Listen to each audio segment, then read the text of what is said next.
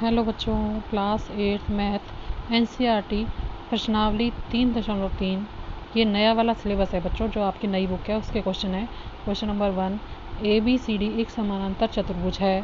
प्रत्येक कथन को परिभाषा या प्रयोग किए गए गुण द्वारा पूरा कीजिए। अब यहाँ पर कुछ ऑप्शन दिए गए हैं आपको। ऑप्शन 1, 2, 3 और 4। इसमें 4 ऑप्शन दिए गए हैं और आपको इनके आंसर देने हैं। अगर आप समानांतर चतुर्भुज के बारे में जानकारी रखते हैं तो आप इन सवालों को आसानी से हल कर लेंगे, ठीक है। और अगर आपको इसकी नॉलेज नहीं होगी बच्चों तो आपको दिक्कत होगी। तो पहले मैं समानांतर चतुर्भुज के बारे में आपको थोड़ी सी जानकारी दे देती हूँ, उसके बाद हम आसानी से सारे सवालों को हल कर लेंगे। तो बच्चों मैंने यहाँ पर कुछ पॉइंट्स आपके लिए लिख के रखे हैं। ये एक समानांतर चतुर्भुज है और इसका फर्स्ट पॉइंट है। तो इसके पहले पॉइंट में बताते हैं क्या लिखा है। समानांतर चतुर्भुज के आमने सामने की भुजाएं बराबर होती हैं। तो बच्चों ये एक समानांतर चतुर्भुज बना रखा है मैंने। अब देखो इसमें आमने सामने की भुजाएं बराबर हैं, दोनों 3 सेंटीमीटर, और ये वाली आमने सामने की भी 4 सेंटीमीटर, ठीक है। तो इसमें यही बताया गया है कि आमने सामने की भुजाएं इसमें बराबर होती हैं पहले पॉइंट में, ठीक। जो समानांतर चतुर्भुज होता है उसमें आमने सामने की भुजाएं बराबर होती हैं। जैसे मैं लिख के भी बता दूँ आपको, यहाँ पर AB भुजा बराबर होगी CD के, ठीक है। उसके सामने वाली भुजा बराबर होगी। इसी तरह से AD के सामने वाली भुजा क्या है, C और B, ठीक है। तो AD बराबर हो जाएगी CB। आपको समझ आ रहा होगा, ठीक है। तो आमने सामने की भुजाएं जो होंगी वो बराबर होंगी। इसी का दूसरा पॉइंट देखते हैं बच्चों। समानांतर चतुर्भुज के आमने सामने की भुजाएं समानांतर होती हैं, ठीक है। अब दूसरे पॉइंट में क्या बताया गया है कि आमने सामने की भुजाएं जो होती हैं वो समानांतर होती हैं। समानांतर रेखाओं के बारे में आपने पढ़ा होगा। जैसे बच्चों रेल की पटरी होती है, 2 सीधी लाइनें जो आपस में कभी नहीं मिलती, ठीक है, उन्हें कहते हैं समानांतर रेखाएं। ये इस तरह से तिरछी भी बना सकते हैं, सीधी भी बना सकते हैं। मैंने आपको बता ही दिया, जैसे रेल की पटरी, ठीक है ना, इनको कितना भी बड़ा कर लो आगे जाके भी वो कभी नहीं मिलेंगी। तो उसे कहते हैं समानांतर रेखाएं, जो हमेशा एक समान दूरी पर बढ़ती हैं या घटती हैं, तो एक समान दूरी पे ही रहती हैं, ठीक है, उन्हें कहते हैं समानांतर रेखाएं। तो हम क्या देखते हैं इसमें, AD समानांतर है CB। AD किसके समानांतर है, CB। और उसके उल्टी भुजा यानी कि AB समानांतर है CD के, ठीक है। ये समानांतर का निशान होता है। जैसे 11 जैसे मैं लाइन बना रही हूँ तो इसको कहते हैं समानांतर, ठीक है। अब तीसरा जो पॉइंट है, समानांतर चतुर्भुज के आमने सामने के सम्मुख कोण बराबर होते हैं। सम्मुख कोण कौन से होते हैं। अब एक चतुर्भुज मैंने और बना रखा है, समानांतर चतुर्भुज। अब यहाँ पे समझो आप किस तरह से मैं बताना चाह रही हूँ। ये होते हैं सम्मुख कोण। जैसे A का सम्मुख कोण है C, ठीक है, उसके सामने वाला बिल्कुल। अगर ये है 110 डिग्री का तो सामने C भी होगा 110 डिग्री का। अगर D है तो उसके सामने वाला कोण क्या है, B, ठीक है, समझ गए ना। तो ये होते हैं सम्मुख कोण। मान लीजिए मैं इसका मान रख देती हूँ 110 डिग्री, तो ये क्या हो जाएगा 180, क्योंकि समांतर चतुर्भुज या किसी भी चतुर्भुज की चारों कोणों का योग 360 डिग्री होता है। तो आमने सामने के जो कोण होते हैं इसमें बराबर होते हैं और उन्हें कहते हैं बच्चों सम्मुख कोण, ठीक है। ये छोटे छोटे पॉइंट अगर आप याद कर लोगे तो बहुत ही आसानी से क्वेश्चन कर लोगे। इसका चौथा पॉइंट है, समानांतर चतुर्भुज के आसन्न कोण का योग 180 होता है।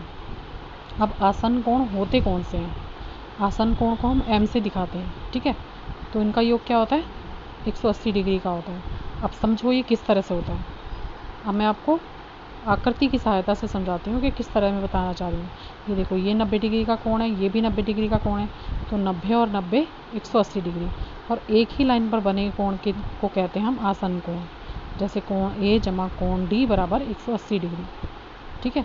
और इसी तरह से C और B, कोण C जमा कोण B बराबर है 180 डिग्री।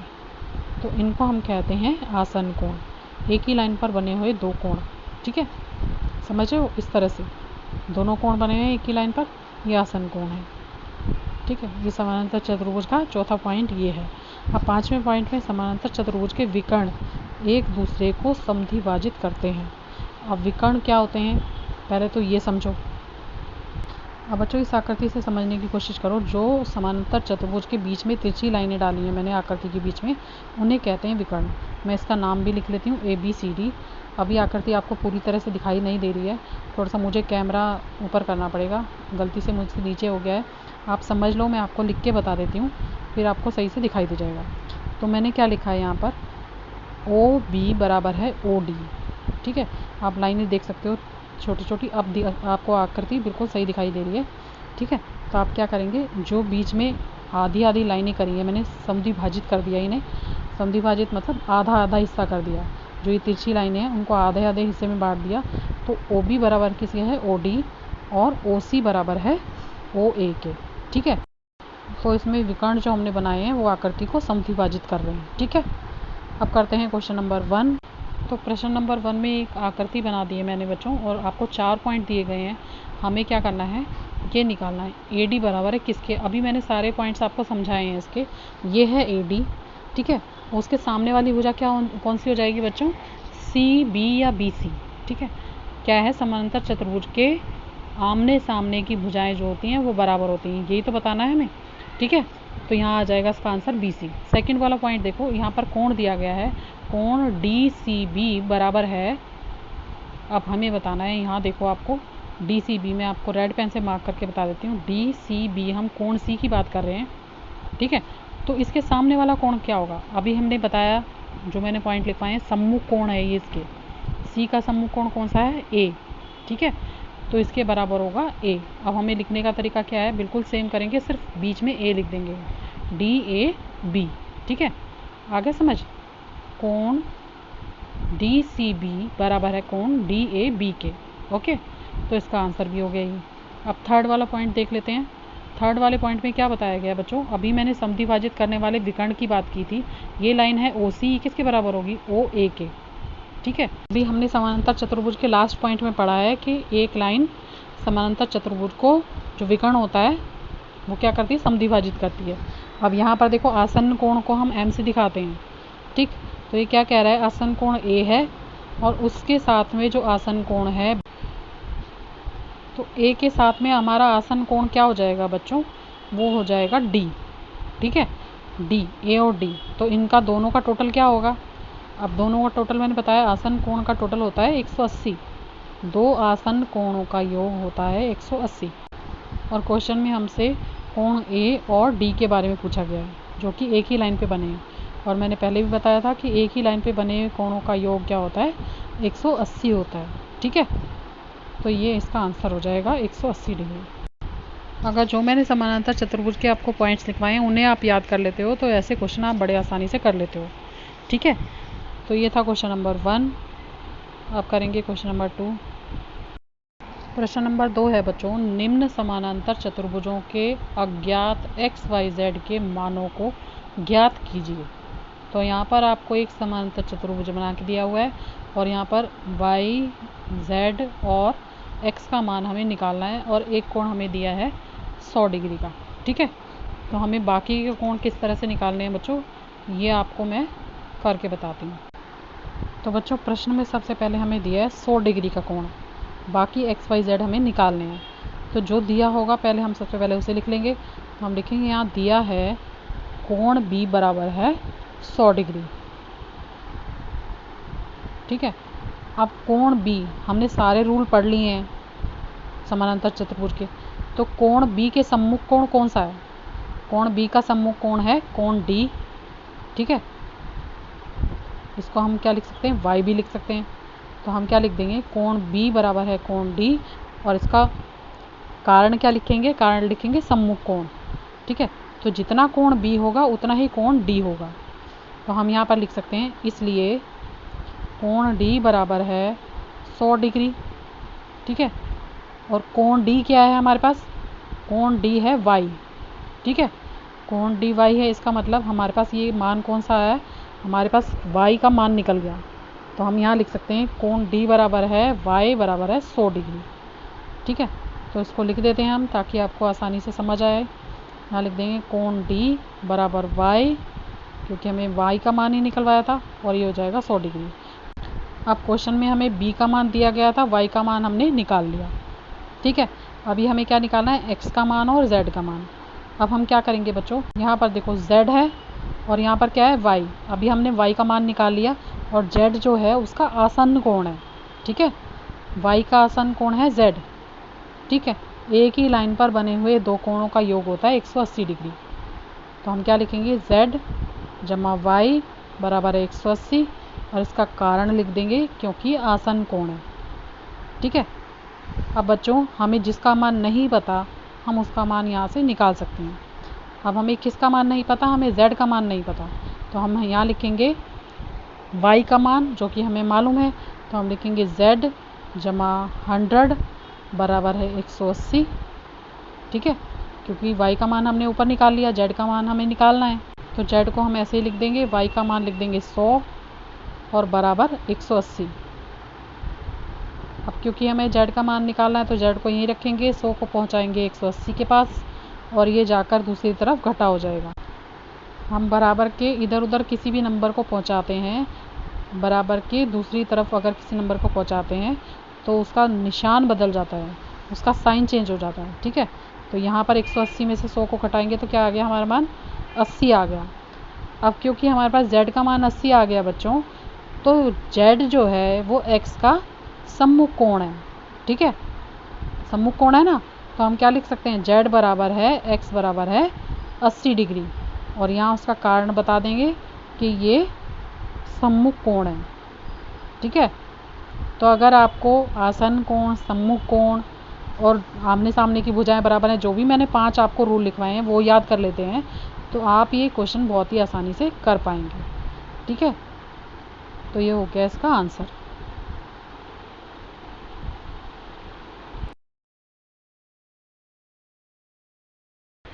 तो बच्चों इसी का दूसरा पार्ट है। यहाँ पर एक समांतर चतुर्भुज की आकृति बना के दी गई है और एक कोण हमें दिया है 50 डिग्री का। ठीक है, यहाँ पर मैंने इसका नाम लिख लिया है बच्चों ABCD, आपकी बुक में शायद नाम नहीं होंगे इसके। ठीक है, तो इसका आप कोई भी नाम रख सकते हो ABCD,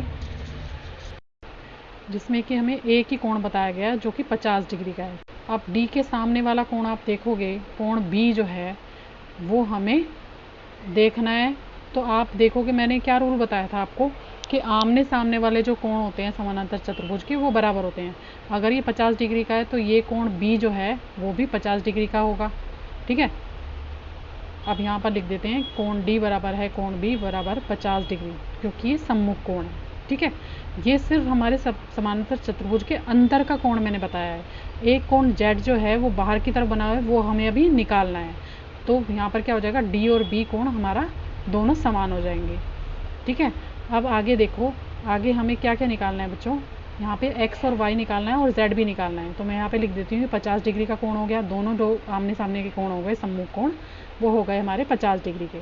अब x देखो, ये वाला दोनों जो कोण है ये कौन से कोण है, एक ही लाइन पर बने हुए दो कोण, उनका जोड़ क्या होता है 180, है ना। अभी मैंने रूल जो आपको समझाए थे, ये लाइन सीधी भी हो सकती है और इस तरह से भी हो सकती है। तो हम क्या लिख सकते हैं, x जमा 50 बराबर है 180 डिग्री। ठीक है, और ये हमारा कौन से कोण हो जाएंगे, ये हमारे हो जाएंगे आसन कोण, क्योंकि ये दोनों एक ही लाइन पर बने हुए कोण हैं। तो हमारे पास x का मान इससे निकल जाएगा। ठीक है, तो हम यहाँ लिखेंगे x बराबर है, अब x को एक तरफ रखेंगे और 50 को ले जाएंगे 180 से घटाने के लिए। ठीक है, क्योंकि 50 जमा का है, दूसरी तरफ जाकर घटा हो जाएगा। तो यहाँ पर हमारे पास x का मान क्या आ जाएगा बच्चों, 130 डिग्री आ जाएगा। ठीक है, अब फिर से देखो, आप आकृति में देखोगे, जब हमारे पास x का मान 130 डिग्री है तो मैं y का मान भी निकाल सकती हूँ, क्योंकि ये इसके सामने वाला कोण है। सामने वाले कोण को क्या कहते हैं, सम्मुख कोण। ठीक है, तो हमारे पास x और y बराबर हो जाएंगे, जो कि 130 डिग्री के हो जाएंगे। ठीक है, हमारा x का मान भी निकल गया और y का मान भी निकल गया, ये दोनों सम्मुख कोण हैं क्योंकि आमने सामने के कोण हैं। ठीक है, अब बचा हमारा z। पहले मैं यहाँ पर लिख लेती हूँ, हमारा y का मान भी निकल गया है जो कि है 130 डिग्री। ठीक है, x, y और z बचा है। ठीक है, अब z का मान किस तरह से निकालेंगे, ये सीधी लाइन है। ठीक है, आप कभी भी देखो बच्चों, सीधी लाइन जो होती है ना, सीधी लाइन जो होती है वो होती है 180 डिग्री की। ठीक है, अब बच्चों आकृति से समझो, ये एक लाइन है और उसके बीचों बीच एक और लाइन डाली हुई है। ठीक है, ये लाइन है और यहाँ पर अगर हम कोई लाइन डाल देते हैं तो इधर भी एक कोण बनता है और इधर भी एक कोण बनता है। ठीक है, ये कोण 50 का है, मैं आपको रफ में समझा रही हूँ, ये ऊपर जो आपकी लाइन बनी है उसी तरह से मैं आपको एग्जांपल बता रही हूँ। ये हमारा 50 डिग्री का कोण है, तो दूसरा कोण हम निकाल सकते हैं। ठीक है, तो इसको क्या कहते हैं बच्चों, इसे कहते हैं रैखिक कोण युग्म। ठीक है, एक लाइन पर बने दो कोणों का जोड़ जो होता है वो 180 होता है, एक लाइन के इस तरफ है एक लाइन के इस तरफ है, तो इसे क्या कहते हैं, रैखिक कोण युग्म। ठीक है। तो हम कैसे निकाल सकते हैं बच्चों, ये भी एक आपका नियम है जिसे आपको सीखना है। ठीक, देखो मैंने क्या लिखा है बच्चों, यहाँ मैंने लिखा है कोण बी जमा कोण जेड। आप देख सकते हो उसमें जो हमारी पिक्चर है, जो हमारी फिगर है उसमें देख सकते हो आकृति में, कोण बी जमा कोण जेड बराबर है 180 डिग्री। और कारण क्या बताया मैंने, सरल रेखा पर बने रेखिक युग्म। ठीक है, सरल रेखा पर बने ये रेखिक युग्म, जब एक ही लाइन पर दो कोण बने होते हैं तो उसे क्या कहते हैं, रेखिक युग्म। जो हमें पता है उसका मान हम रख देंगे। कोण बी हमें मालूम है 50 डिग्री का है, जेड का मान हमें निकालना है, तो वो क्या हो जाएगा 180 में से घट जाएगा। 180 में से 50 को घटाएंगे तो आ जाएगा बच्चों 130 डिग्री। ठीक है, तो हमारा जेड का मान भी हमें मिल चुका है, जो हो जाएगा जेड बराबर है 130 डिग्री। ठीक है, बहुत ही आसान है, सिर्फ इसमें जमा घटा का काम होता है। कुछ भी ऐसा नहीं है जो आपको बड़ा कैलकुलेशन करना पड़े, बड़ा सॉल्यूशन करना पड़े। ठीक है, बहुत आसानी से इसका हल निकल जाता है। ठीक, आप देख लो किस तरह से यहाँ पर ये कोण भी 130 डिग्री का आ गया। अब आप देख सकते हो मैंने किस तरह से किया है क्वेश्चन। ठीक है, यहाँ से स्टार्ट है ये क्वेश्चन और आप नोट कर सकते हो।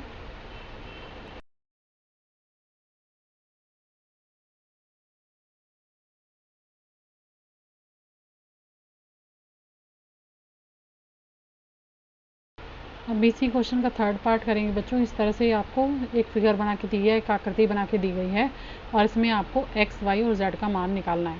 ठीक है, तो बच्चों इस तरह का जब बॉक्स बना होता है तो ये होता है 90 डिग्री का। ठीक है, अगर आपको कोण का मान नहीं दिया हो और इस तरह का बॉक्स बना हो तो वो 90 डिग्री का होता है। ठीक है, अब यहाँ हमें एक्स का मान निकालना है और वाई जेड का मान निकालना है। ठीक है, तीन कोण के मान हमें निकालने हैं। अब बच्चों एक एग्जांपल से समझते हैं। अगर इस तरह से दो लाइनें आपस में काट रही हो एक दूसरे को, जैसे ये लाइनें काट रही हैं, ठीक है, ये तिरछी भी हो सकती हैं और इस तरह से सीधी भी हो सकती हैं, तो एक ही शीर्ष पर बने हुए ऑपोजिट एंगल, विपरीत दिशा में बने हुए जो कोण होते हैं वो बराबर होते हैं। ठीक है, अगर ये 90 का होगा तो दूसरी तरफ बना हुआ कोण भी 90 डिग्री का होगा। इसी तरह से अगर मैं इस पॉइंट पर एक कोण बना दूं और इसके सामने भी एक कोण बना दूं तो वो भी कोण दोनों बराबर होंगे। ठीक है, आमने सामने के कोण बराबर होंगे। इसी तरह से अगर हम यहाँ पर देखें 90 डिग्री का कोण है तो उसकी दूसरी तरफ वाला कोण भी जो होगा वो बराबर होगा, तो इसका मतलब x बराबर हो जाएगा 90 डिग्री का। ठीक है, और इस तरह के बने हुए कोण को हम क्या कहते हैं, हम कहते हैं शीर्षाभिमुख कोण। ठीक है, कारण हमें क्या देना पड़ेगा, शीर्षाभिमुख कोण, एक ही शीर्ष पर बने हुए दो कोण। ठीक है, समझ रहे हो। अब यहाँ पे देखो ये एक ही पॉइंट है, बीच में सेंटर पॉइंट एक ही है और उसके दोनों तरफ कोण बने हैं, उन्हें कहते हैं शीर्षाभिमुख कोण। ठीक है, एक ही शीर्ष पर बने दो कोण, तो ये दोनों कोण 90 डिग्री के हो जाएंगे। ठीक है, आगे देखते हैं बच्चों, आगे क्या दिया है हमें, ये कोण तो हमें पता चल गए। अब यहाँ देखो ये एक त्रिभुज बन रहा है। ठीक है, त्रिभुज बन रहा है ना। अब त्रिभुज में कौन कौन से कोण शामिल है, वाई, एक्स और 30 डिग्री का कोण, ये एक त्रिभुज बन रहा है। तो त्रिभुज के तीनों कोणों का योग क्या होता है बच्चों, 180 डिग्री होता है। तो मैं क्या लिख दूंगी, x जमा 30 डिग्री जमा वाई बराबर है 180 डिग्री, जिसमें से हमें x का मान मालूम है, अभी हमने ऊपर निकाला है, तो यहाँ लिख दूंगी 90 डिग्री जमा 30 डिग्री जमा वाई बराबर 180 डिग्री। ठीक है, अब यहाँ पर हम 90 को और 130 को जोड़ लेंगे तो ये हो जाएगा 120 डिग्री जमा वाई बराबर है 180 डिग्री। और हमें y का मान निकालना है तो हम y को रखेंगे यहीं और 120 को पहुंचा देंगे 180 के पास, और बराबर की दूसरी तरफ अगर 120 जाएगा तो क्या हो जाएगा, वो घटा का हो जाएगा, और 120 में से 80 को घटाएंगे तो 60 डिग्री का कोण हमारे पास y आ जाएगा। ठीक है, तो y का मान क्या आ गया, 60 डिग्री। 90 हो गया x का मान और y का मान हो गया 60 डिग्री। अब बचा है z। ठीक है, अब z का मान निकालने के लिए हमें क्या करना पड़ेगा बच्चों, एक नियम और देखना पड़ेगा हमें, जिसे कहते हैं एकांतर कोण। ठीक है, एकांतर कोण में क्या होता है बच्चों, इस तरह से आपको मैं बताती हूँ एकांतर कोण कौन से होते हैं। देखो, जब हमारे पास इस तरह की एक लाइन हो, ऐसे लाइन हो कि हमारी z की आकृति बन रही है, चाहे उल्टी बने चाहे सीधी बने। ठीक है, जैसे ऐसे अगर मैं पेन चलाती हूँ तो क्या बन रही है, z की आकृति बन रही है। ठीक है, जब भी हमारी z की आकृति इस तरह से बनती है किसी भी आकृति में, देखो मैं आपको रफ में समझाती हूँ एक बार, फिर आपको पता चलेगा। जैसे ये लाइन है, इस तरह से जेड बन रहा है, या फिर आप सीधा जेड भी बनाना चाहते हो तो सीधा भी बन सकता है इसमें, इस तरह से भी मैं बनाना चाहूँ तो भी जेड बन रहा है, ठीक है। तो फिर से मैं आपको आकृति में बताती हूँ, इस तरह से ये जेड बन रहा है, ठीक है। ये जो जेड बन रहा है, उल्टा बनाओ या सीधा बनाओ, जिसमें कि ये कोण, ये वाला कोण इस वाले कोण के बराबर होता है, ठीक है। एक ही लाइन पे बने एक तरफ और वो दूसरी तरफ बना हुआ है, ठीक है। जैसे ये कोण है और ये कोण है, इन दोनों कोणों का माप एक ही होगा, ठीक है। ये दोनों कोण क्या होंगे, समान होंगे। इसी तरह से हमारी जो आकृति में बने हुए कोण हैं वो भी दोनों समान होंगे। अब हमने कौन सा कोण निकाला था, हमने निकाला था, अभी हमने y का मान निकाला था 60 डिग्री। तो क्या होगा बच्चों, y बराबर हो जाएगा z के, y बराबर है z बराबर है 60 डिग्री, ठीक है। क्योंकि एकांतर कोण जो होते हैं वो बराबर होते हैं। एक ही लाइन पर बने हुए जब z की शेप में बनती है किसी भी आकृति में, तो वो कोण जो होते हैं हमारे बराबर होते हैं। बहुत ही आसान क्वेश्चन था। अगर आपको ये सारे रूल, सारे नियम याद हो जाएंगे तो आप बहुत ही आसानी से क्वेश्चन कर सकते हो। x का मान हमने 90 डिग्री निकाला था क्योंकि वो शीशाभिमुख कोण था, और बाकी मैंने आपको समझा दिया किस तरह से इसमें एकांतर कोण होते हैं और शीशाभिमुख कोण कौन सा होता है, ठीक है। इसी का 4th पार्ट करेंगे बच्चों। तो यहाँ पर फिर से हमें एक समानांतर चतुर्भुज बना के दिया गया है और हमें निकालना है y का, x का मान और z का मान। यहाँ पर हमें एक कोण बताया गया है जो कि है 80 डिग्री का। अब 80 डिग्री के सामने वाला कोण होगा बच्चों सम्मुख कोण, ठीक है। आमने सामने के कोण बराबर होते हैं समानांतर चतुर्भुज में, ये मैंने आपको नियम बता दिया है। तो हम क्या लिखेंगे, y बराबर है 80 डिग्री और कारण लिखेंगे ये सम्मुख कोण है। अब बच्चों ये देखो, y का मान हमने निकाल लिया है क्योंकि 80 डिग्री इसके सामने वाला कोण है, सम्मुख कोण। अब हम क्या करेंगे, x का मान निकालेंगे, क्योंकि x का मान हम इसलिए निकाल सकते हैं क्योंकि x और y हमारा क्या है बच्चों, x और y है हमारा आसन्न कोण। तो हम लिख देंगे x जमा y बराबर है 180 डिग्री, ठीक है। क्योंकि एक ही लाइन पर बने हुए दो कोण हैं x और y, ठीक है। देखो x और y एक ही लाइन में है, तो एक ही लाइन में बने हुए कोण जो होते हैं वो आसन्न कोण होते हैं।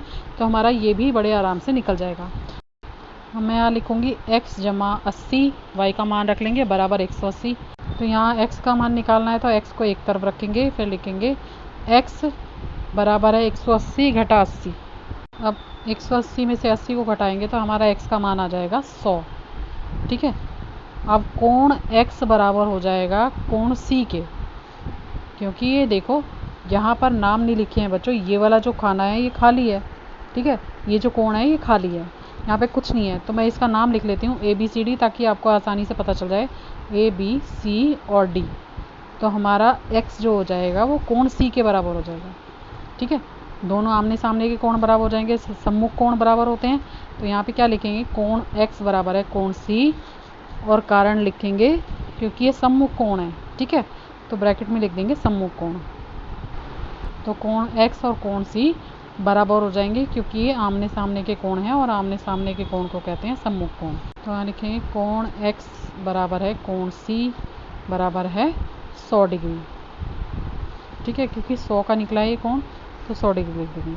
अब यहाँ पर देखो बच्चों, कौन सा कोण रह गया अभी हमारा, हमने निकाल लिया है x का मान और y का मान हमारा निकल गया था, ठीक है। अब यहाँ देखो हमारे पास 80 निकल गया, 80 डिग्री b का मान, 100 निकल गया x का मान, और इसके आमने सामने का कोण भी 100 का निकल गया, जो कि कोण C से दिखाया हमने, ठीक है। अब बचा है आखिरी कोण जो है Z। अब फिर से बच्चों किस तरह से बना हुआ कोण है ये, रेखिक युग्म, एक लाइन पर बने हुए इधर उधर दो कोण जो बने होते हैं उसे कहते हैं एकांतर कोण। अब आप इस तरह से देखोगे, अगर ये एक लाइन है और इसके बीच में एक लाइन है और इधर की साइड कोण बना है और इधर की साइड बना है, ठीक है, दोनों तरफ कोण बने हैं। अब तो समझ आ गया होगा आपको, मैंने तिरछा करके दिखाया। अब देखो किसी तरह से भी समझ लो। अब यहाँ पर लिखेंगे बच्चों कोण Z प्लस कोण C बराबर है 180 डिग्री, ठीक है। एक ही लाइन पर बने दो कोण हैं ये, क्योंकि ये रेखिक युग्म है, ठीक है। कारण लिख दोगे तो और भी अच्छी बात होगी। अब यहाँ पर क्या लिखेंगे, कोण Z जमा कोण C, जो कि मान निकला था हमारा 100, ठीक है। तो यहाँ पे इसका मान रख देंगे बराबर 180 डिग्री। अब Z का मान हम निकाल सकते हैं, 180 में से 100 को घटा देंगे तो यहाँ पर निकल जाएगा Z का मान 80, ठीक है। तो ये हमारा आंसर हो जाएगा ये z हो गया 80 डिग्री और ये हमारा आंसर है। तो इस तरह से इसका सेकंड क्वेश्चन का फोर्थ पार्ट भी हमारा निकल गया है। यहाँ हमने x और c का मान भी निकाल दिया और ऊपर y का मान भी निकाल दिया था।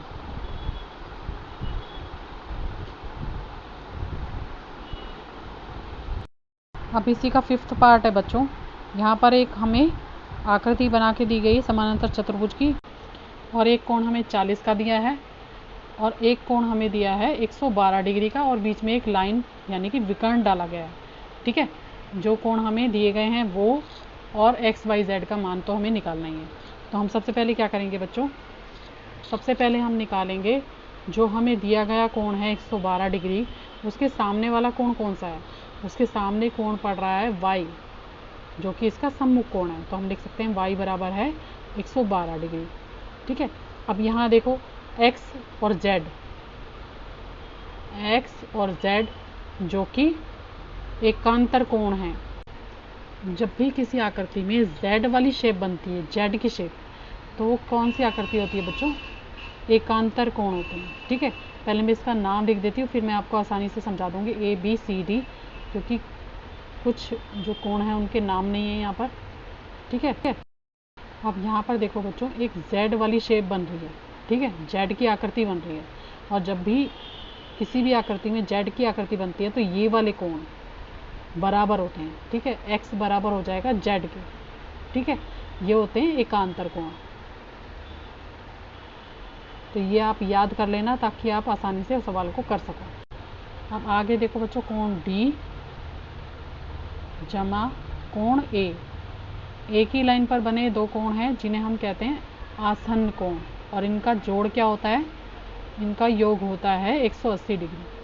ठीक है, तो हम यहाँ पे क्या कारण लिखेंगे, आसन्न कोण है। कोण D जमा कोण A बराबर आसन्न कोण, और इन दोनों को जोड़ के लिख देंगे 180। ठीक है, जिसका मान हमें मालूम है उसका रख लेंगे। अब यहाँ पर देखो आधा आधा किया हुआ है कोण A, आधा है, एक का मान तो हमें मालूम है 40 डिग्री और z का मान हमें मालूम नहीं है, तो हम ऐसे ही लिखेंगे। a को दो हिस्सों में लिखेंगे, जिसमें कि हम 40 डिग्री भी लिखेंगे और z भी लिखेंगे। ठीक है, तो यहाँ लिख देती हूँ जमा 40 जमा z बराबर है 180। अब इन दोनों को जोड़ लेंगे, 112 और 40 को जोड़ लेंगे। ठीक है, समझ गए ना बच्चों, अलग अलग कोण है तो ऐसे ही लिखना है आपको। अब इन दोनों को जोड़ा तो क्या आ गया, 152 आ गया, जमा z बराबर 180, और z का मान निकालना है हमें, तो z को एक तरफ रखेंगे और 180 में से 152 को घटा देंगे, तो हमारे पास आ जाएगा z का मान आ जाएगा 28 डिग्री। z बराबर आ गया 28 डिग्री। ठीक है, अब हमारे पास क्या बचा है बच्चों, x भी बचा है अभी। ठीक है, x बचा है, तो हमने क्या करा था, x का मान हमारा कैसे निकलेगा, जैसे हमने एकांतर कोण x और z का मान निकाला है, उसी तरह से x का मान भी हमारा निकल जाएगा, क्योंकि हमने ऊपर ही बता दिया x और z बराबर हैं, तो जितना मान z का निकलेगा उतना ही मान x का होगा। तो हम लिख देंगे x बराबर है z बराबर है 28 डिग्री। तो ये था आपका सेकेंड क्वेश्चन का फिफ्थ पार्ट। तो ये था बच्चों आज का वीडियो। अगर आपको मेरा वीडियो अच्छा लगे तो प्लीज़ मेरे चैनल को लाइक करना, सब्सक्राइब करना। Thank you.